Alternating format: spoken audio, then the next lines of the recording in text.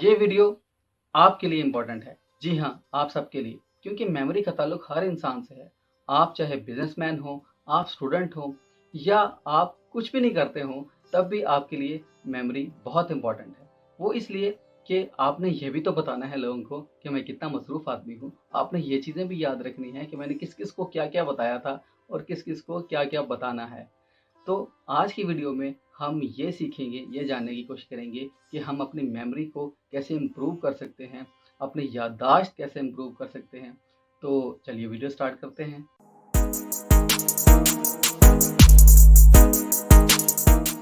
Memory पर आने से पहले मैं आपको एक बात बता दूं कि मेमोरी का ताल्लुक ज़हानत से नहीं है, ठीक है? याददाश्त का ताल्लुक ज़हानत से बिल्कुल नहीं होता। वो इसलिए क्योंकि अगर आप 100 बुक्स याद कर लें, 1000 बुक्स याद कर लें, लेकिन आपको ये नहीं पता कि उसको अप्लाई किस तरह करना है और आपने उन चीज़ों को, उस नॉलेज को अप्लाई नहीं किया, तो वो सारा इल्म फ़ज़ूल है। आपके पास बहुत अच्छी डिग्री है, आपने बहुत अच्छी किसी यूनिवर्सिटी से, किसी इदारे से पढ़ा है, लेकिन आपने कोई अमल ही नहीं किया, आपने उसको यूज़ ही नहीं किया अपनी प्रैक्टिकल लाइफ में, तो उस डिग्री का या उस नॉलेज का कोई फ़ायदा नहीं है। तो ये याद रखिए कि ज़हानत का याददाश्त से कोई ताल्लुक नहीं होता। हाँ, आप अगर इन चीज़ों को इकट्ठा यूज़ करते हैं, इन चीज़ों को एक साथ यूज़ करते हैं, तो फिर आपका जो रिज़ल्ट है वो ज़ाहिर है इंक्रीज़ होगा और आप इम्प्रूव करेंगे अपनी प्रैक्टिकल लाइफ में। सबसे पहले जो चीज़ है वो ये है कि बिलीव। अगर आपका यकीन ही नहीं है अपने आप पर कि आप कुछ याद कर सकते हैं, आप अपनी मेमोरी इम्प्रूव कर सकते हैं, तो यकीन जान लीजिए कि आप अपनी मेमोरी इम्प्रूव नहीं कर सकते। सबसे पहले आपको ये यकीन होना चाहिए कि मैं जो काम करने जा रहा हूँ, वो मैं कर पाऊँगा। मैं अगर मेमोरी इम्प्रूव करने जा रहा हूँ, तो मैं अपनी मेमोरी इम्प्रूव कर सकता हूँ। इसमें कोई मसला नहीं है। हाँ, मैं थोड़ी-सी मेहनत करूँगा, कुछ स्टेप्स उठाऊँगा, कुछ टेक्निक्स इस्तेमाल करूँगा या किसी से हेल्प लूँगा, तो मेरी मेमोरी इम्प्रूव हो जाएगी। तो ये यकीन रखना बहुत ज़रूरी है कि आप अपनी मेमोरी इम्प्रूव कर सकते हैं और ये पहला स्टेप है। अगर ये स्टेप अगर आप का नहीं है, अगर आप इस चीज़ पे यकीन नहीं करते कि आप अपनी मेमोरी इम्प्रूव कर सकते हैं, तो ये बाकी चीज़ें सुनने का या बाकी वीडियो देखने का कोई फ़ायदा नहीं है। साइंटिस्ट्स और रिसर्चर्स जो इस मेमोरी पे काम करते हैं, वो ये बताते हैं कि अगर आप एक ख़ास तरह के एनवायरनमेंट में बैठते हैं, तो आपकी मेमोरी जल्दी इम्प्रूव होती है और उस एनवायरनमेंट में बैठ के अगर आप याद करते हैं, कुछ पढ़ते हैं, तो वो आपका ज़हन उसे जल्दी वसूल करता है, जल्दी कबूल करता है। तो इसका मतलब ये है कि ज़रूरी नहीं है कि बहुत ही अच्छा एनवायरनमेंट हो, बहुत ही ज़बरदस्त किस्म का जगह हो, नहीं। अगर आप रोज़मर्रा अगर आप एक अपने कमरे में बैठते हैं, तो एक कमरे में एक कोई ख़ास एक जगह बना लें जो पढ़ने के लिए आप मौज़ू है, जहाँ पर बैठकर आप ईज़िली पढ़ सकते हैं, तो वो जगह बेहतरीन है और हमेशा उस जगह बैठकर डिस्ट्रैक्शंस को दूर करना बहुत ज़रूरी है। कोई शोर ना हो, फ़ज़ूल बातें ना हो रही हों आस-पास, तो आप अगर आप ऐसे एनवायरनमेंट में बैठेंगे और इस एनवायरनमेंट को मेंटेन करेंगे, हमेशा उसी एनवायरनमेंट में बैठिए, कोई किताब पढ़िए, कोई काम कीजिए, कोई भी अच्छा काम, कोई बेहतर काम, तो आपका जो दिमाग है, आपका ज़हन है, उस चीज़ को बड़ी आसानी से और बड़ी जल्दी कबूल करता है। सबसे अहम पॉइंट ये है कि हमारा ज़हन कभी भी 7 टाइप्स ऑफ इंफॉर्मेशन से ज़्यादा ग्रैब नहीं कर पाता। अगर आप कोई इंफॉर्मेशन हासिल कर रहे हैं, कोई चीज़ पढ़ रहे हैं, या प्रेजेंटेशन की मिसाल ही ले लीजिए। अगर कोई प्रेजेंटेशन 7 स्लाइड से ज़्यादा है या एक स्लाइड में 7 टाइप्स ऑफ इंफॉर्मेशन से ज़्यादा इंफॉर्मेशन दी गई है, 7 पॉइंट से ज़्यादा पॉइंट्स दिए गए हैं, तो आपके लिए मुश्किल हो जाता है, हमारे ज़हन के लिए मुश्किल हो जाता है उस चीज़ को ग्रैब करना, उस चीज़ को समझना, उस चीज़ को याद रखना। तो कोशिश कीजिए जब भी आप कुछ चीज़ याद करें, तो वो 7 से ज़्यादा ना हो, 7 लाइनों से ज़्यादा कोई चीज़ याद ना करें, या कोई अगर स्लाइड आप देख रहे हैं तो उसमें उसको डिवाइड कर लें। अगर उसमें 14 पॉइंट्स दिए गए हैं, 20 पॉइंट्स दिए गए हैं, तो उसे 7 7 करके या 5-5 करके आप आसानी से उसको याद कर सकते हैं। ये आपके लिए बड़ा ईज़ी हो जाएगा और इस तरह आप ज़्यादा जल्दी ग्रैब कर पाएँगे और चीज़ों को ना सिर्फ याद कर पाएँगे बल्कि समझ भी पाएँगे। एक और टेक्निक होती है जिसे पेगिंग टेक्निक भी कहते हैं।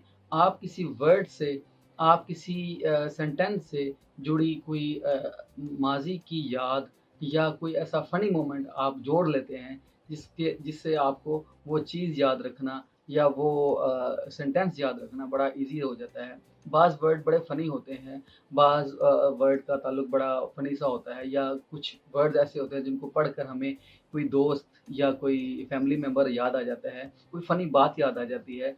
तो आप कोशिश करें, जब आप कोई चीज़ याद कर रहे हों, तो किसी वर्ड को, किसी सेंटेंस को या किसी चीज़ को आप जब किसी चीज़ से रिलेट कर देते हैं, तो हमारा जो ज़हन है, वो आसानी से उस चीज़ को काबू कर लेता है, आसानी से उस चीज़ को समझ लेता है।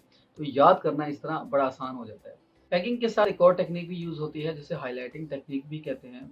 और जैसे हम टैग करते हैं, किसी चीज़ को रिलेट करते हैं किसी चीज़ से, किसी लम्हे से, किसी सिचुएशन से, किसी सर्कमस्टांस से, किसी फ़नी मोमेंट से। इसी तरह हम चीज़ों को हाइलाइट भी कर सकते हैं। बाज़ लोग हाइलाइट करते हैं, कोई इम्पोर्टेंट पॉइंट है उसे रेड से हाइलाइट कर दिया, कोई किसी किसी पॉइंट को येलो से हाइलाइट कर दिया, कोई अंडरलाइन कर दिया।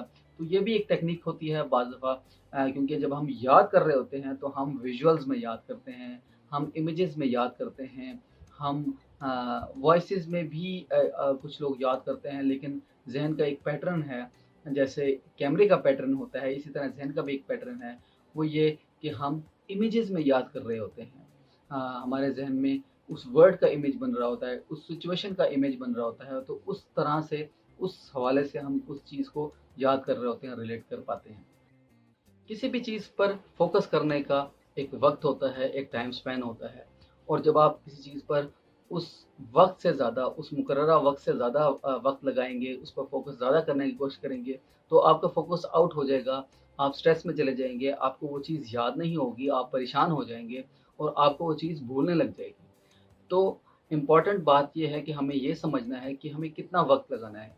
रिसर्चर्स इस पर बहुत तहकीक करते हैं, और मुख्तलिफ़ साइंटिस्ट, मुख्तलिफ़ लोग जो मेमोरी पर वर्क करते हैं, वो इस टाइम को मुख्तलिफ़ अंदाज़ से बयान करते हैं। कुछ लोग 25 मिनट का कहते हैं, कुछ लोग 30 मिनट्स का कहते हैं, कुछ लोग 45 मिनट्स का भी कहते हैं। तो आप मैक्सिमम 45 मिनट से ज़्यादा किसी भी चीज़ पर वक़्त ना दें। किसी चीज़ को याद करने लगें, किसी चीज़ पर फ़ोकस कर रहे हों, कोई किसी प्रोजेक्ट पे काम कर रहे हैं, तो आप 45 मिनट से ज़्यादा उस पर वक़्त ना दें। 45 मिनट्स तक कोई चीज़ याद करें, उस पर वक़्त लगाएँ, उसको समझें, उस पर काम करें। उसके बाद फिर आप 10 मिनट्स या 15 मिनट्स की ब्रेक ले लें। लेकिन कोशिश करें कि वो ब्रेक ज़्यादा ना हो। ये ना हो कि आपका काम करने का स्पैन 45 मिनट्स है और आपका ब्रेक का टाइम मोर देन 1 आवर हो जाए। तो ये ध्यान रखिए कि आपने ब्रेक छोटी-सी लेनी है, 10 मिनट्स की, 15 मिनट्स की, 5 मिनट्स की ब्रेक भी ले सकते हैं। आप उठ के जाएँ और कोई पानी पी आएँ, कोई और काम कर रहे हैं, हल्की-सी वर्जिश कर लें, ये भी एक अच्छी चीज़ है। लेकिन 45 मिनट से ज़्यादा आप ना दें टाइम उसको, और इसके साथ-साथ जो ब्रेक का टाइम है वो मेरा ख़्याल में 15 मिनट से ज़्यादा नहीं होना चाहिए। थीटा मेडिटेशन पर मैं इस चैनल के ज़रिए बहुत दफ़ा बात कर चुका हूँ, बहुत दफ़ा आपको समझा चुका हूँ, क्योंकि ये बहुत इम्पॉर्टेंट चीज़ है, और अगर आप इसको कर लेते हैं और अगर आप इस पर अबूर हासिल कर लेते हैं, तो आपके लिए बड़ा आसान हो जाता है चीज़ों को ग्रैब करना, चीज़ों को समझना। क्योंकि हमने सिर्फ़ याद ही नहीं करना, हमने सिर्फ़ मेमोराइज़ ही नहीं करना, बल्कि उस पर अमल भी करना है, उसको सही तरीके से समझना भी है, उस कॉन्सेप्ट को अच्छी तरह से ग्रैब भी करना है। तो थीटा मेडिटेशन अगर आप करते हैं, थीटा मेडिटेशन का मतलब ये है कि आपने ब्रेन फ्रीक्वेंसी को लोअर डाउन करना है, मेडिटेशन के ज़रिए, बैक काउंटिंग टेक्नीक के ज़रिए, या और भी बहुत सारे टेक्निक्स हैं जिसको जिसको इस्तेमाल करके आप अपनी ब्रेन वेव्स को लोअर डाउन कर सकते हैं, नीचे तक लेके आ सकते हैं। और जब आप थीटा मेडिटेशन करते हैं और उसके बाद जब आप कोई चीज़ याद करते हैं, किसी चीज़ पर फोकस करते हैं, किसी प्रोजेक्ट पे काम करते हैं, तो आपके लिए चीज़ों को ग्रैब करना बड़ा आसान हो जाता है। आप ईज़िली याद भी कर पाते हैं, मेमोराइज़ भी कर पाते हैं, और उस चीज़ को सही तरीके से, उसका जो एसेंस है, उस एसेंस के साथ उस कॉन्सेप्ट को भी समझ पाते हैं।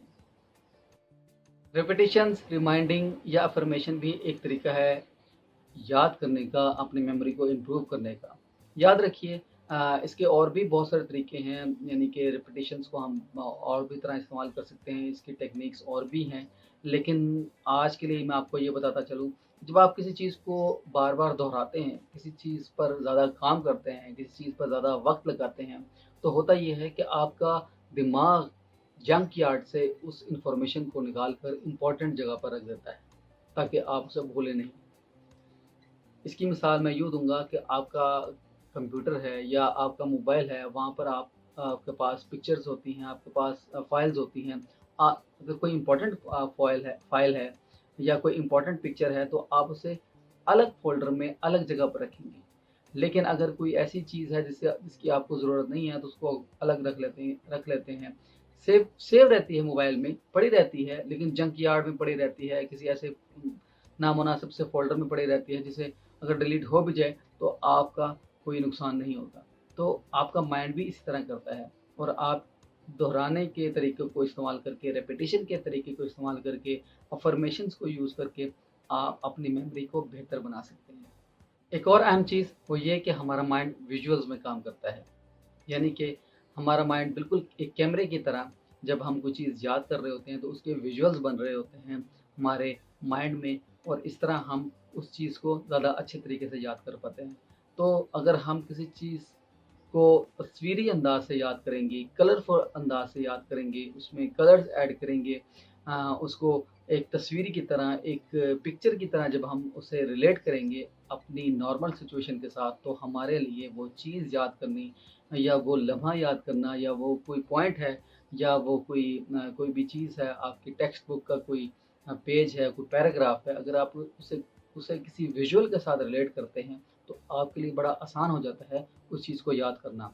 हाँ, ये बात भी ठीक है कि आप ऑडियो से भी चीज़ों को याद करते हैं, और आप जब किसी चीज़ को टच करते हैं, तो उससे भी एक सेंसरी इमोशन डेवलप होते हैं और आप उससे उस तरह भी चीज़ों को याद कर रहे होते हैं। लेकिन विजुअल वाली जो चीज़ है वो बड़ी पावरफुल है, और उस तरह से इस तरह से विजुअल्स को इस्तेमाल करके आप ज़्यादा बेहतर तरीके से और ज़्यादा आसानी से याद कर पाते हैं।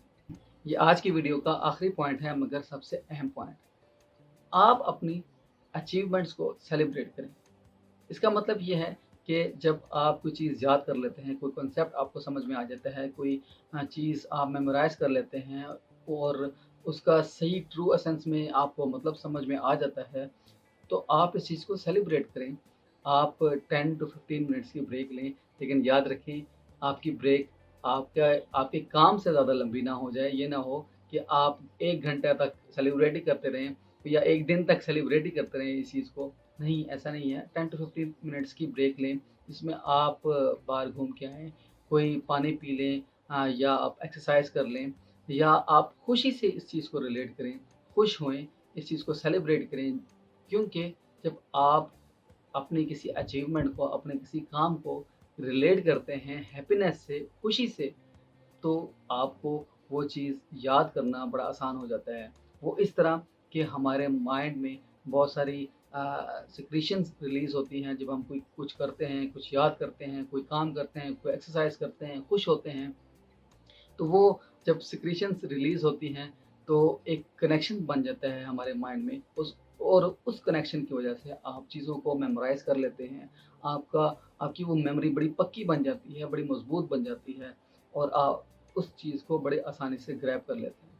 तो हैप्पीनेस से रिलेट करना भी बहुत ज़रूरी है, और इस चैनल का मकसद भी ये था, क्योंकि मैं हैप्पीनेस परसूअर का मकसद ही यही है कि जब आप चीज़ों को रिलेट करते हैं, हाँ, आप अपने काम को, आप अपनी अचीवमेंट्स को, आप अपने रोज़मर्रा के मामलात हैं, उसको हैप्पीनेस से रिलेट करते हैं, तो आपके लिए आगे बढ़ना बड़ा आसान हो जाता है।